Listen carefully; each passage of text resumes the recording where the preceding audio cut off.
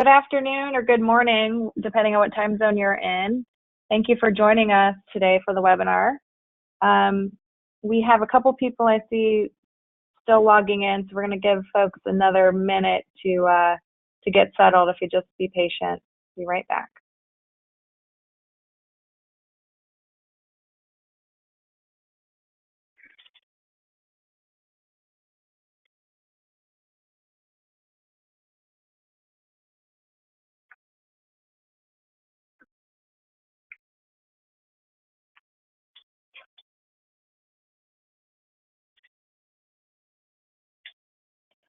A couple housekeeping items before we do begin the webinar.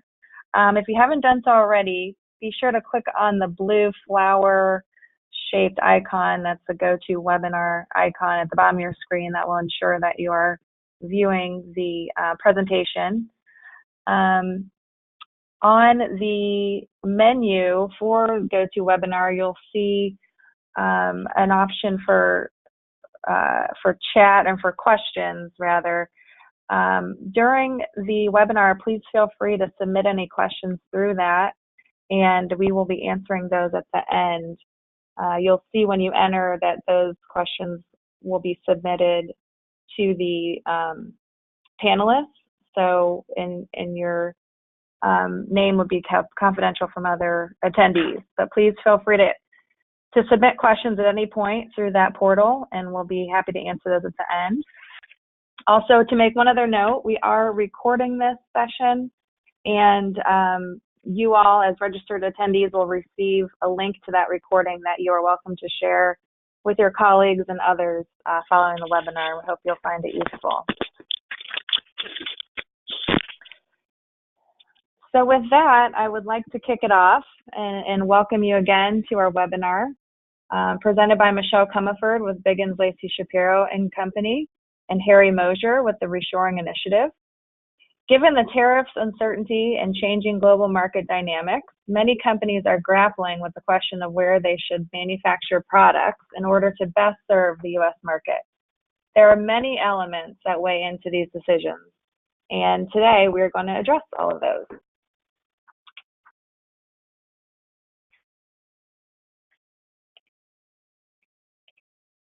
But first, let's introduce our panelists. Speaking to you is Michelle Comerford, again with Biggins Lacey Shapiro and Company, which is a professional site selection consulting firm that helps companies make location strategy decisions across North America and internationally through some partnerships. I am the industrial and supply chain practice leader, and I've spent most of my 16-year career in this field working with manufacturing and distribution clients across a wide variety of industry sectors on making location strategies across North America. Joining me today is Harry Mosier, founder of the Reshoring Initiative and former manufacturing executive. Harry is frequently quoted in the Wall Street Journal, USA Today, and other national business publications on topics related to U.S. manufacturing and reshoring.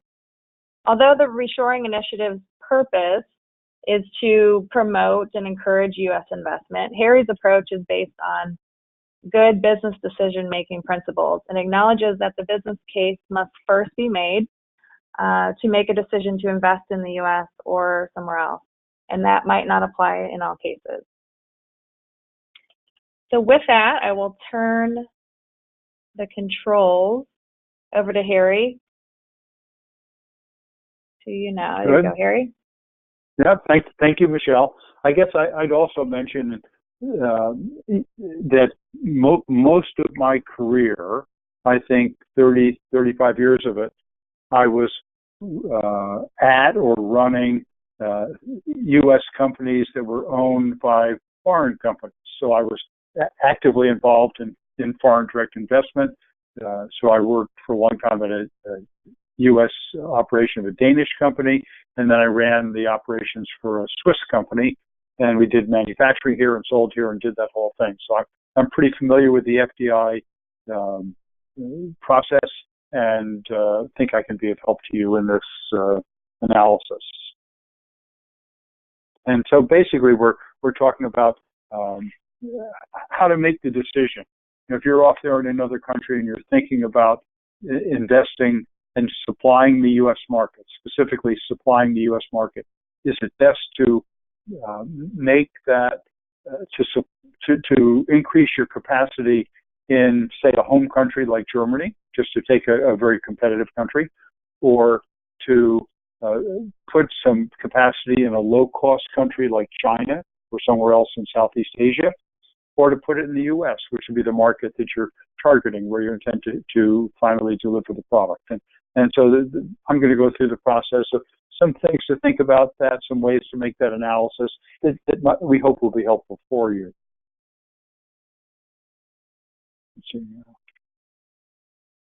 Michelle, I'm trying to advance the slide.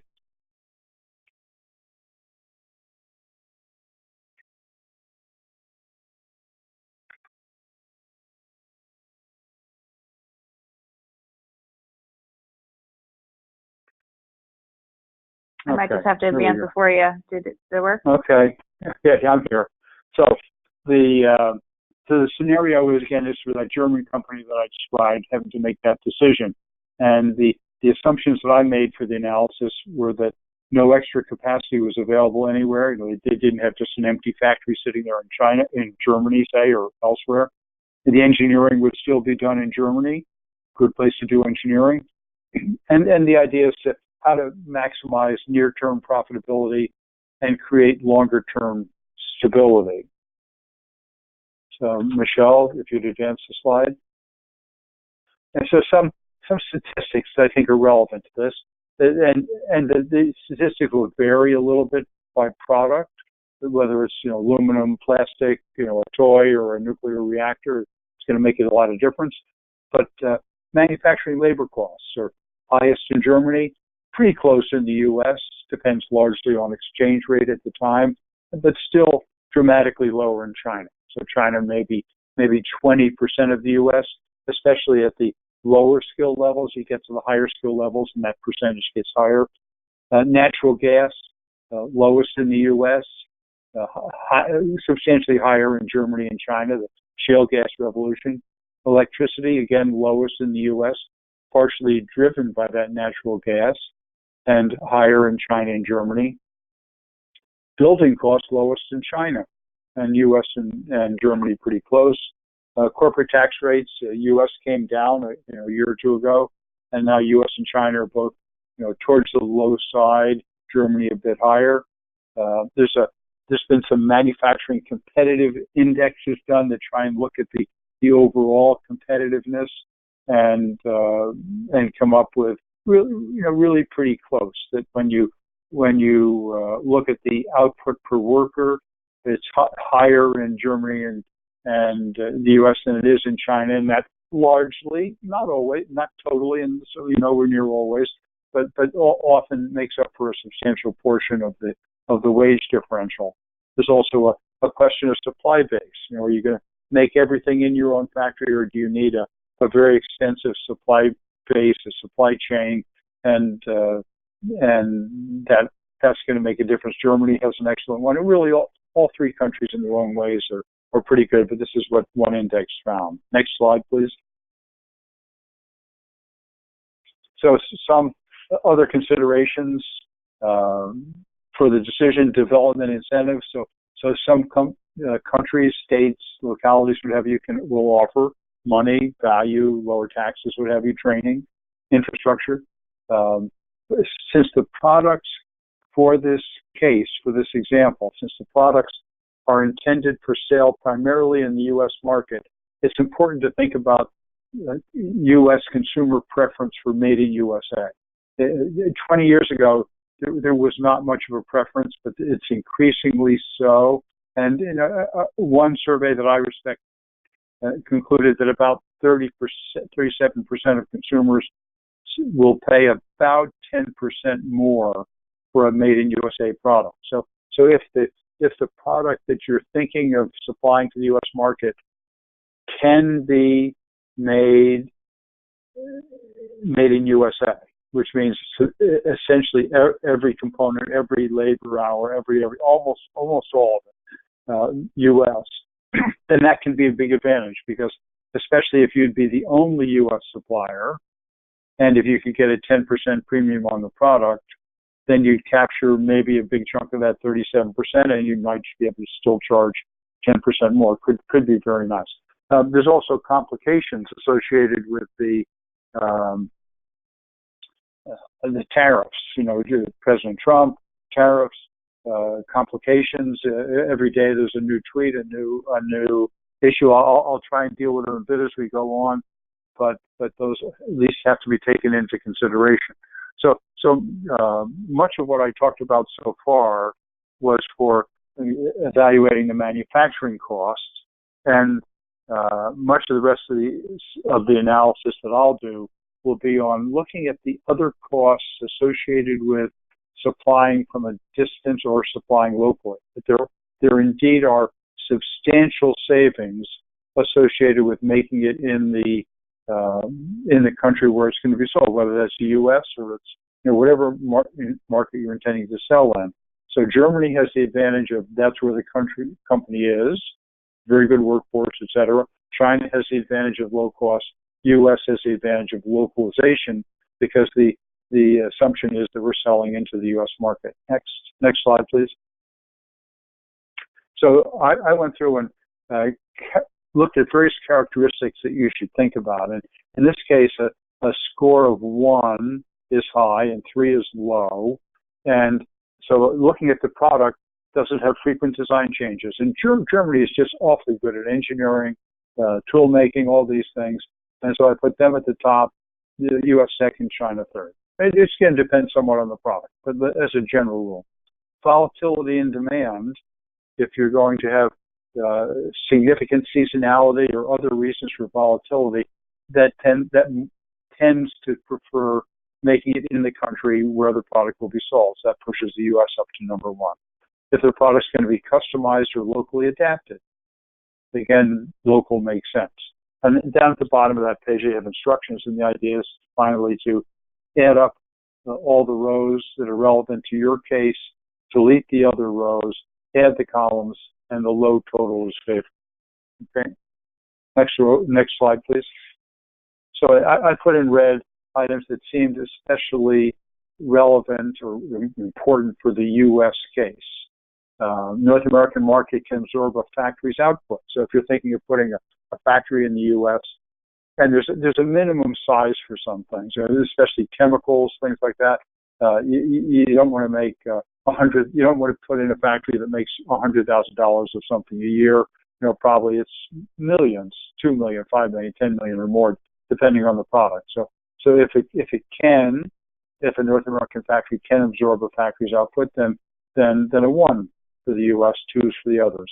If there's no significant U.S. competitor factories, I think it's an awesome advantage to being the only producer in the U.S. when everybody else is importing.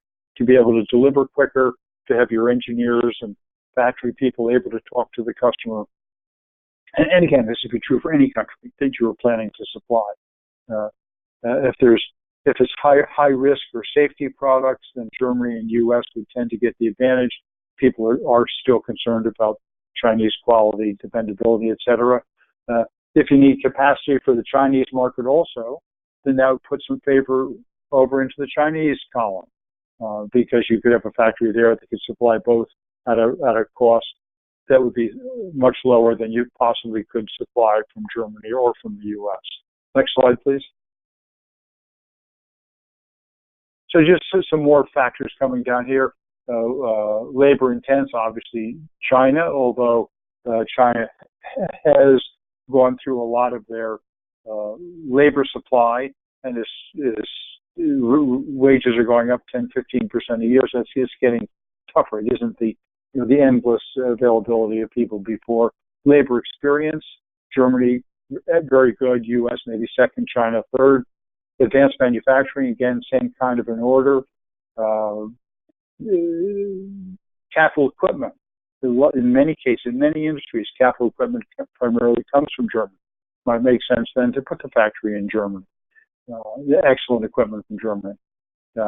If it's very skilled labor intense, again, Germany would be good, U.S. number 2. If it's feasible to achieve that Made in USA label that I mentioned, I would tend to put some more emphasis on the U.S. If it's high mix, low volume kind of a product, something that you can't just turn on the machine and make, the same thing every day, ship it forever, and it makes sense to make locally because you can respond better to the variability in demand. If electricity or natural gas are significant factors in the cost structure of the product, that would tend to favor the U.S. over the others. Next slide, please.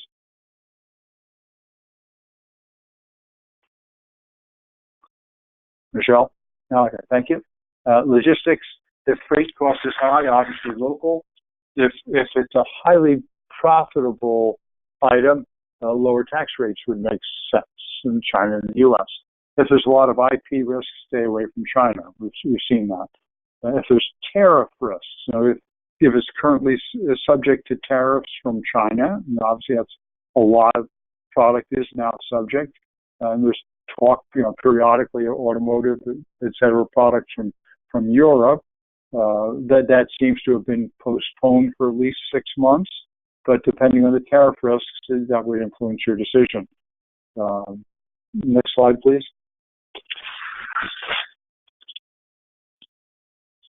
Okay. So just to give you a feeling for the feasibility of the U.S. market, we are the reshoring initiative. We track the rate of reshoring and FDI, and in 2017, the total of the two reached about 170,000 manufacturing job announcements for the U.S. market, just from reshoring and FDI. Came down a bit in 2018, looked like mainly because of fewer big automotive decisions, big assembly plants going in. But definitely a very strong trend. You can see it's up substantially, like 2,000% from 2010. Next, please. So the very important consideration, I've talked about labor costs as we went along. This is a chart that takes looks at the index unit labor costs for manufacturing, all expressed in U.S. dollars. And whatever they were for each of the countries in the year 2000, it was indexed to 100. And then each year going forward, adjusted for the change in the average manufacturing wage, adjusted for the change in productivity, and adjusted for the currency. And so you can say the U.S. stays constant at about, because it has about 2% wage increases, 2% productivity increases roughly. Most of the other countries vary primarily due to currency change, but the outlier is China. That's the bluish line going up at the top. So it's now about the unit labor cost on average is about 5 times as high in China relative to the U.S. as it was in the year 2000. So in the year 2000, it was so cheap that it was, even as I'd like to bring work back to the U.S., I probably could not have resisted putting work into China. But now that gap is closed substantially because the wages have gone up so much, largely driven by the one-child policy, which has reduced the size of the workforce, and with business booming so much, the wages have gone up substantially. Next slide. So it's still complicated. It's not an easy decision. So we recommend for making the analysis, for looking at the factors other than just the manufacturing costs, we recommend using total cost of ownership. That's TCO. And we have on our website a free calculator, the total cost of ownership estimator, that you can use for doing that analysis. And it starts with the ex-works price from each of the factories, and that adds in the duty and the freight and the carrying cost of inventory, and the advantage or disadvantage of being local for able to respond quickly to variability in demand, so you never stock out or you never have to air freight product in at a horrible expense. So this tool is online at our website. It'll be shown in one of the slides how to get there. We encourage you to use that. if you ever need help with it, you email me, and I'm delighted to help you with the analysis. Next slide.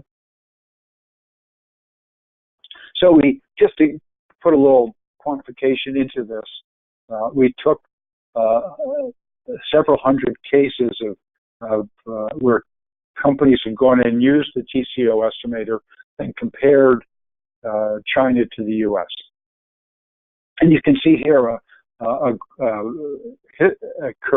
chart that shows the Chinese exports price as a percentage of the U.S. You can see the central tendency of that, the mode, is around 70%. So the Chinese exports price is, on average, substantially lower than the U.S. and lower than Germany, because U.S. and Germany can be pretty close. And then you can see there's a broad distribution around that mode. So depending on where your product fits, the Chinese exports price could be 40% of the U.S. or it could be 110. But think of it as 70, I think, is a good way to at least start the analysis. Next. So the brown curve in this chart is that same data, but smoothed out, so it's easier to see.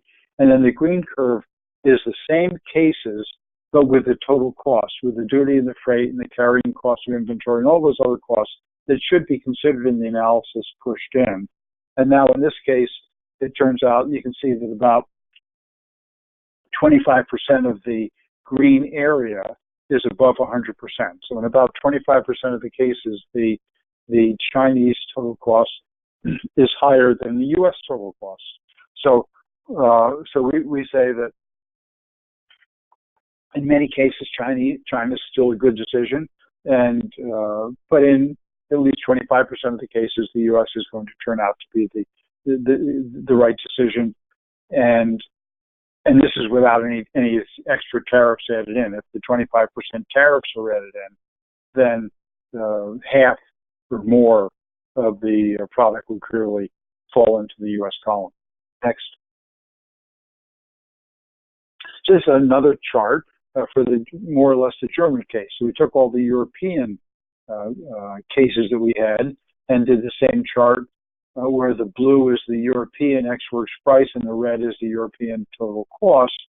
And there's less difference here between the price and the total cost because the freight isn't as high, the intellectual property risk is smaller, a variety of reasons like that tend to make Europe closer to the U.S. Next.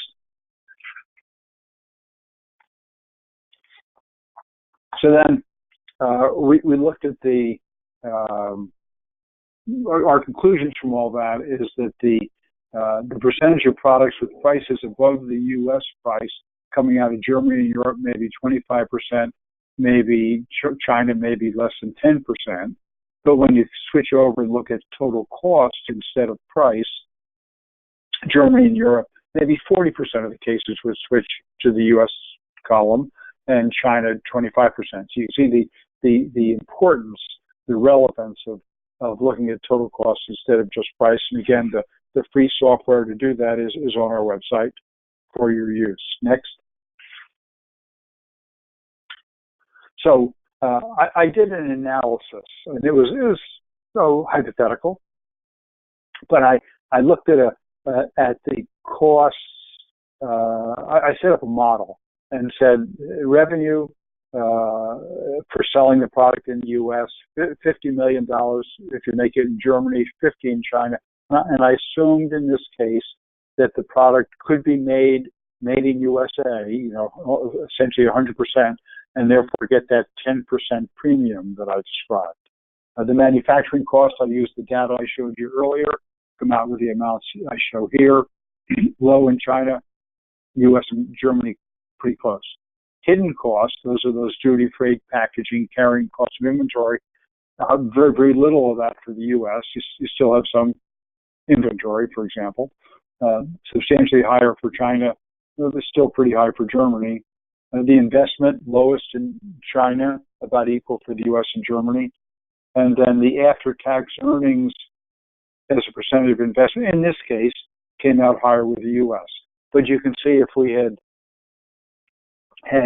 not been able to get to that made in USA product and had the extra $5 million of margin of sales revenue, then it would have been a substantially different consideration. So key drivers were hidden costs, the difference between price and TCO.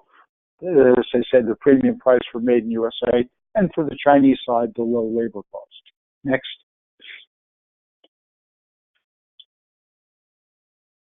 So one of the considerations for any site selection is skilled workforce. Almost all the surveys show it as just the top consideration. Germany has an apprenticeship program that is world class, but is starting to have some recruiting problems. The more of the kids, just like in the U.S., want to go to university and study philosophy or anthropology or something. And China certainly has the quantity of people overall, but still lacks the top experience that you'd find in Germany and pretty good in the U.S. U.S. has experience, but has lacked a strong apprenticeship program. But things are being done about it. The problem is acknowledged. We've gone from saying everybody has to go to university to saying skilled trades are a viable alternative for the country and for the individual. And there's been a lot of effort put into apprenticeship programs, credentialing programs, things like that. Next. So some takeaways from this. Every project is different, and you'll have different requirements to consider. You know, if it's chemicals versus machine parts versus wire harnesses or something, the decisions could be entirely different. Labor content, etc. We can help identify cases where there's supply chain gaps in the U.S. and that might make you make the decision to be the only made in USA supplier. So that's a service we can provide. If your project matches the characteristics that I assumed, then U.S. is probably the best choice. If it doesn't have those characteristics, if it doesn't fit with what I assumed, then do the similar analysis, but put in your considerations. The tax rate reduction in 2017 helped a lot. The tariffs can make a huge difference. If there's 10% tariffs, the Chinese currency came down, keeping China pretty much in play. 25%, that won't happen. And China will certainly drop in its ratings for this. If made in USA isn't feasible, then I'd say U.S. typically ties to China. If a lot of engineering content is required close to the factory, then keeping it in Germany would tend to push up on the list. Next. So this slide has some links to find many of the things that I talked about that could be very helpful to you in your analysis. So I've been talking about how to pick the country. You know, which country is the logical place to do the sourcing, the producing, to ship to the U.S. market. So next, Michelle is going to tell us, once if you've decided that the U.S. is the choice or a high probability choice, how to evaluate the different locations in the U.S. to be the right choice or the best choice for you. Thanks, Harry. As Harry just mentioned, we're going to build on his sample case here, and assuming that if there is enough case, or at least enough that you want to look in further into the U.S., how do you do that? Keep in mind, that Harry's analysis was done on a national average basis, and in a large and diverse country like the U.S., that means there's likely an opportunity for perhaps some further cost savings. And we're going to dig into that a little bit. So first, I want to touch a little bit on what we're seeing at BLS, at our site selection firm, in the market in general. There's a lot of headlines about new FDI investment and reshoring projects, and by and large, especially now, a lot of those are getting tied to the tariffs conversation. But the truth is that there's been a lot of economic drivers that have been helping to swing the pendulum to more U.S. manufacturing investment over the past 10 years.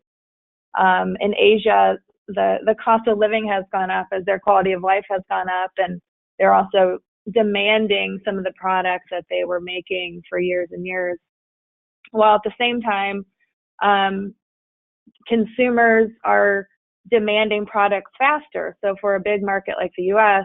with a big consumer base, and we as consumers can and probably appreciate this, we want our stuff faster. So companies need to be able to react faster to that, speed product development, and the best way to do that is being closer to where those products are demanded. What has also helped truly to accelerate this is advances in technology and automation. That has been a key driver as it's made production in the U.S., production for products less reliant on low-cost labor and more reliant on skilled workers who can operate and maintain and retool equipment. And so that has really allowed for this trend to accelerate. And the tariffs then, I would say, has then helped accelerate that for some companies who also want to minimize their risk factors and their sensitivity to some of those tariffs. With just like with any site selection project, there are challenges and there are opportunities. It's important to be mindful of what those are. In the U.S. right now, some of the challenges are that manufacturing activity is up, so the demand is up. At the same time, the unemployment rate nationally is I think under 4% now, and even much lower than that in some areas of the country. So it can be a challenge to find the workers that you need. Skilled labor, as Harry touched on as well, is absolutely in high demand. Most, if not all, of my projects today are talking about labor first and foremost, and needing to find the people that they need, the skilled workers to operate these computer-controlled machines and equipment and maintain those, and that has been the focus by and large. In addition to that, as I mentioned, the speed to development, people want to get up and running faster. Existing buildings have been in high demand to meet these time schedules. There's very limited inventory in the market for a project right now that we're right in the crux of that. And I can tell you that the inventory is not great out there, but there are some opportunities. Other opportunities in the U.S. is that the labor force is growing. So despite that tight unemployment rate, some of that is related to what we call underemployment. So people who are in jobs but have skills that are higher than that, or are being trained currently for higher skilled jobs. And so we will see, and we are seeing, a pool of new trained workers coming out in the market. And a lot of that is attributable to the technical schools, again, that Harry touched on, that are offering and promoting technical skill programs. Seen a lot of these examples, but at this point, much of that is on the local level. So it can be challenging to find that on a high level, and you have to really start to investigate that more as you dig into the different areas. In addition to that, on the timeline thing, shovel-ready sites are being invested in different communities across the country. And so as I mentioned, the existing building inventory is low. Owners of property, in some cases, those are industrial development groups in certain areas of the country, are spending money to get their sites ready faster. So they're doing some of that due diligence ahead of time, which will allow a company to come in and get the shovel in the ground much faster. There are also some favorable incentives in addition to the shovel-ready sites. Some other incentives, maybe free land that is being offered to attract the investment and the jobs into an area, and we'll talk more about that as well. So frequently asked in my role, what drives a site selection decision? What should drive it? Is it incentives? Is it real estate? Is it labor, as I mentioned? Is it power? The reality is that all of these things are very important. And what is more important then is how do you consider each of these things, and when, and what should the weight be? And so truly employing the right methodology to ensure that you've considered all these things and consider them at the right time is how a site selection decision, an optimal site selection decision, can be made. The site selection process really should be built on that methodology that helps you consider all the factors that are important. And this is going to be a little bit different for each company and each situation, but the important thing is establishing and following a methodology that allows you to kind of consider all the different strategies and alternatives and work through a process to eliminate those that don't work, and really then focus and spend more time on those that hold the most potential to help you make a decision that you'll feel good about at the end. So I'm going to walk through a general process to help you kind of understand what factors should come into play when, and keeping in mind that every project's a little bit different, and certainly we customize the process and what goes into that for each of our clients, but this will give you a general feel of what you need to follow. The first step for any project, and arguably the most important, is to define the project requirements. And by that I mean define what this operation is. How large is it going to be? What are you going to be making there? What do you need supplier-wise to be there? What customers are you serving, and in what volume? What kind of workforce do you need? In what kind of different levels of skill? And what kind of utilities do you need? All of these things are very important to define and identify and agree on up front, that this is the operation you're looking to site, because everything that you're going to be evaluating and comparing out there, you need to evaluate against what you need. So not in a general, is this a good place to make something, but really, is this a good place for us to make what we need to make and get to the people we need to get to? So it's important to spend that time, and it can sometimes take a lot of effort on our client's part to pull all this information together, because you're really talking about a cross-functional team of people and information to really help define everything that will go into this new plant. But it's really time well spent and will help save you headaches down the line of changing requirements. Once you have identified what it is that you're looking to site, then it's important to conduct sort of a high-level screening. Again, you're still looking at that long list of alternatives or long list of strategies, and so you need to kind of use something. What helps us screen down to a more manageable area that makes sense? Sometimes that's a supply chain or transportation network study.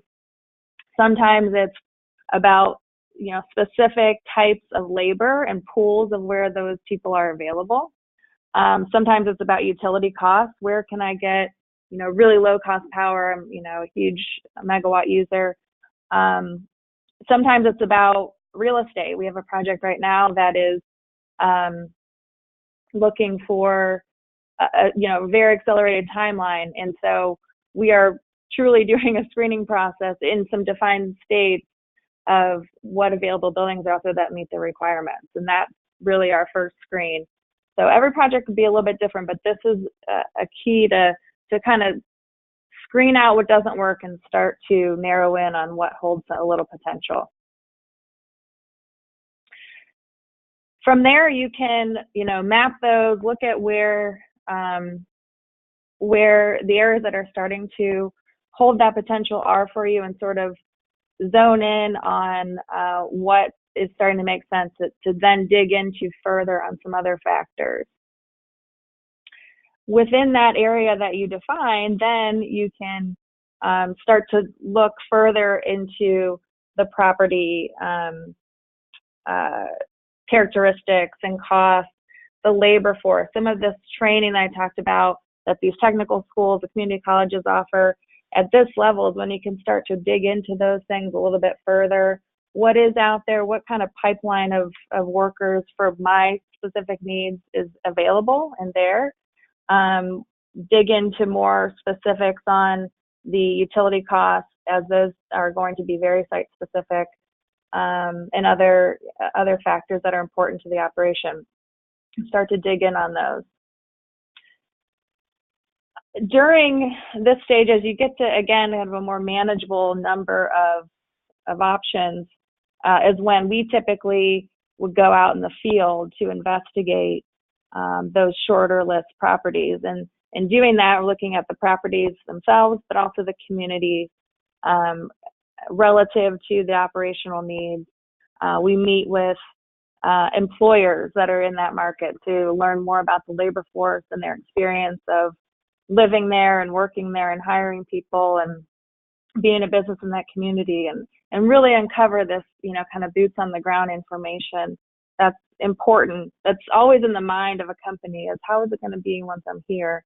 At this stage is when you can start to do that, because you just have your arms around a number of places that you can really start to evaluate. They've already made it through the past screening, and so you know that they have some potential, and now you can really start to dig into those areas. This is also when we would recommend starting the conversation around incentives. Incentives are another topic that have been in the news quite a bit as driving location decisions. However, I think it's really important to note that incentives, while they are important and they play a part, especially at this phase of a site selection process, their role really is to close the deal. After you have determined locations that can work for your operation, then how do incentives help us bridge the gap, whether it's site development assistance or that some of that workforce training, cost assistance, or program development custom to your needs.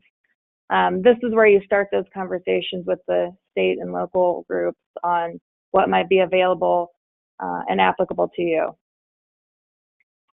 Once you have those shortlisted locations and these incentive, initial incentive offers, it's really important to model everything in a financial pro forma, because what you'll find is that most incentives are not just a check, and here's some money to put towards your project. Most incentives are going to come in the form of a tax credit, a tax abatement, or some other, performance-based platform that will be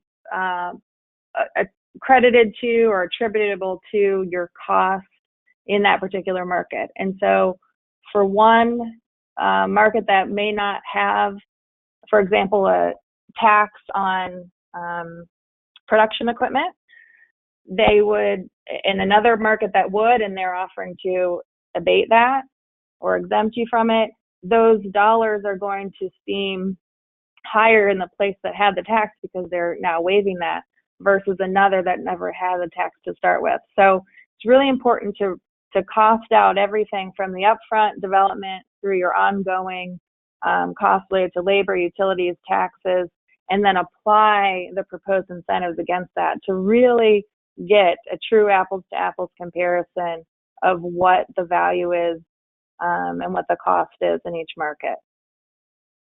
Can't stress that enough, how important that part is. Finally, when you're really down to your finalist property, you want to make sure that you are conducting some due diligence on that for, further risk mitigation. This is when you would engage an engineer, if you hadn't already, to assist in some technical site evaluations about the zoning and permitting, utilities, soil borings, that sort of thing, and execute any of the final agreements. Touch on incentives. Here's just, again, a little bit more information on incentives. There are 4, general buckets that incentives fall under. Federal, there aren't really a lot of federal incentives in the U.S. There are a couple programs out there now with these opportunity zones and new market tax credits, some R&D credits. The opportunity zones and new market tax credits are going to be in some of the more distressed areas, so really important to weigh what is important for your operation as it comes to those. But by and large, most of your incentive offers are going to come from the states and from the locals and perhaps the utilities, depending on where you are. There are some support programs that some of the larger utilities have for infrastructure and or rider rate reduction, that sort of thing. And some of these programs are negotiated. Some are what they call as of right. So meaning if you locate there, then you'll receive this tax. If you create this many jobs and this much investment, then you'll receive this tax credit or this job training program, that sort of thing. Others are negotiated.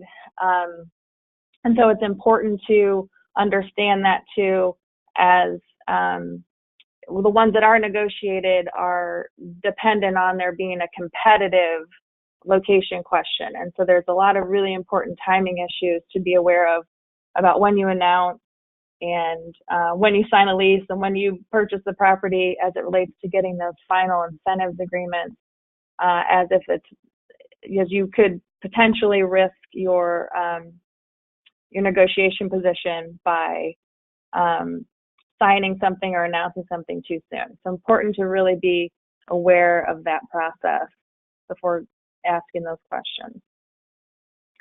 Another resource I want to offer is on the BLS website. We do have a free interactive map of the state incentives programs. I think we also now have Canada on there.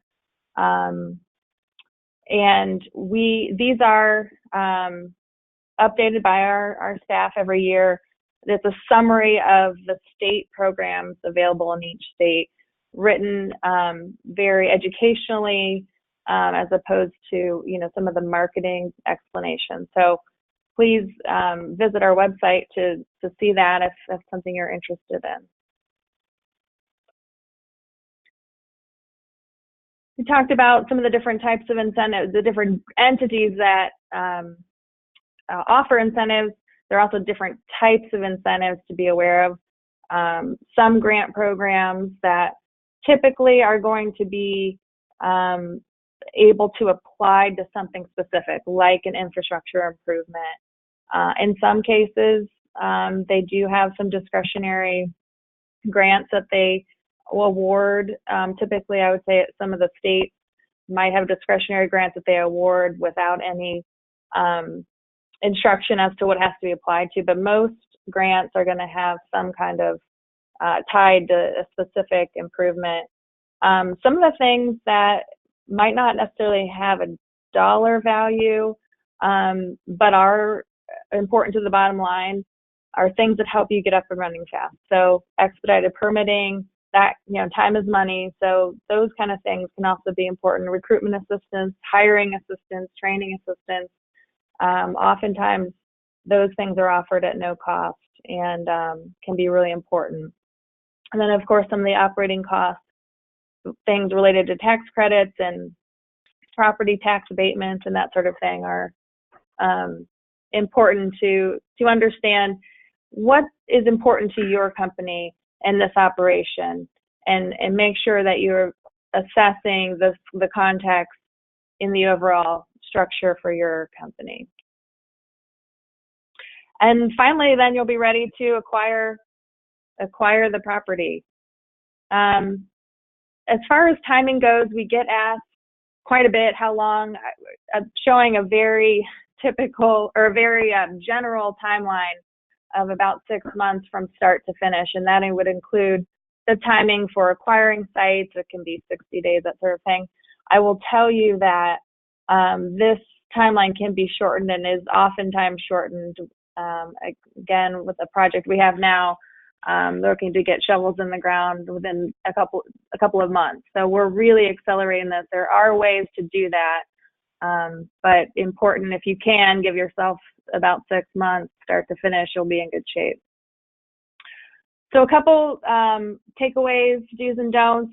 As I've stressed, do not let your location search be driven by incentives. They're only one of many other important factors. Don't assume there's a perfect site. Prepare for some trade-offs. Nothing is perfect. There are going to be some trade-offs you have to be prepared to weigh. Don't announce internally or externally your intention to locate anywhere until all the incentives are finalized. Do give careful consideration to your internal team. Make sure you have proper representation of all the different areas that will be contributing to this operation.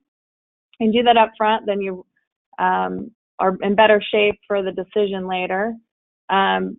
Do invest the time to assess the labor skill. You know, we talked about the challenges with that. It's really important to spend the time. When we do our field investigations and meet with those local employers and others in the community, oftentimes we have HR representatives from our clients with us to hear those same messages, and it's really important investment of time. Do follow a well-designed process, and do engage outside assistance early in the process if possible. Consultants like myself and our firm, we bring most value if we can be engaged early in the process and save your team a lot of time and money as well. I've also included some other site selection resources for you. We have a resource guide. We have a lot of articles on this topic. I mentioned the incentives guide. Also, there are public sources of information, the Bureau of Labor Statistics that has labor skill information and that sort of thing by MSA and state. There are also a number of economic development agencies across the country, state, regional, local, utility. We work very closely with all of these agencies when we are working on behalf of a client. And they're wonderful resources of information, helpful.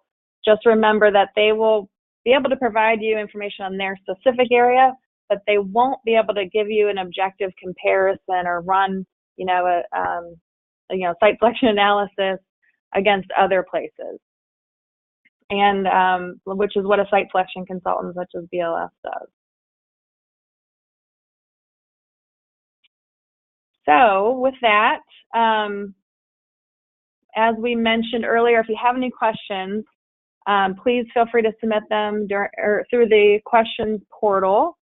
We do have a couple, and Harry, are you back ready to answer some of these? I'm ready. Okay. So, in Harry's analysis, comparing the international countries, what other countries might be considered instead of China? Obviously, Southeast Asia, Vietnam, Cambodia, etc., are feasible. Their wages are even lower than China's. They do not have the skilled workforce, the infrastructure, so they have some disadvantages that way. And there is a lot of work flooding out of China right now. It was already happening because of cost increases, and now it's increasing because of the tariffs, and therefore these other countries are starting to get a fair amount of it, and they have much smaller workforces, maybe 5% as big or 7% as big as China's, and so they will rapidly run out of skills and people, et cetera, and their wages will go up. So certainly, nevertheless, they should be considered. Close to the U.S., which has advantages, is Mexico, and Mexico has wage rates that are about the same as China's. It has proximity to the U.S. It has a lot of advantages that way. A fair amount of work has gone to Mexico. The disadvantage, probably the biggest disadvantage, has been violence. That there's some risk, and you don't know how big the risk is, I guess, until it happens to you, kind of thing. If you're going to have a lot of Americans go down there and live at the factory, or Germans, or whatever it is going to come down, that it will be a consideration for some of them. But Mexico certainly would have to be considered. If it's a German company, as in the example, then Eastern Europe, it has relatively low costs and is close to the engineering in Germany and might be considered. Mm-hmm. Yeah, and we've had some clients and prospective clients talking to us about wanting to consider Mexico versus the U.S. and that question of some of those risks, safety, security, political, that sort of thing, risk as it relates to an operation there. So I know it's on top of mind of a lot of people. To add to that, just recently, a few months ago, the USMCA, the replacement for NAFTA, was agreed to, and just in the last week, the U.S. announced that it was taking away the tariffs on steel and aluminum from Mexico and Canada, and it's believed that most likely things will move forward on USMCA, which will make Mexico and Canada relatively more attractive places to produce.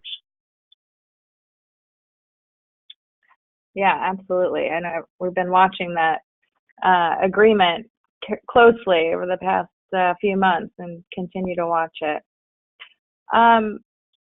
Harry, another question for you. Any special considerations for plastic or aluminum products? I think as it relates to the international, especially.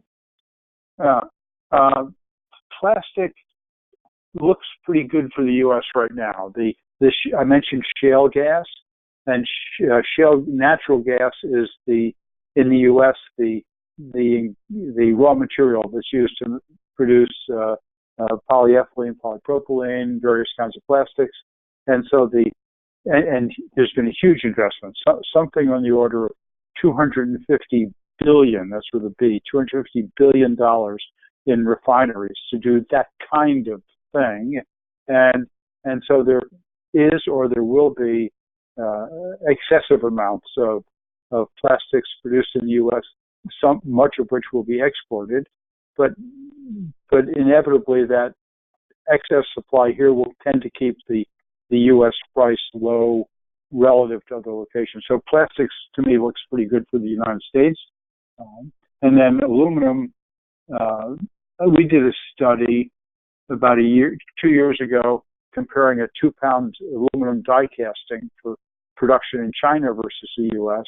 And and specifically looked at the sustainability issues, the environmental, the green issues, and the CO2 emissions for producing it in China and shipping it here was about 50% to 100% higher in China because of the more use of coal, relatively dirty coal, in comparison to the U.S., more natural gas, and then the shipping of the product from China to the U.S. So aluminum and plastic both you could see some advantages for the U.S.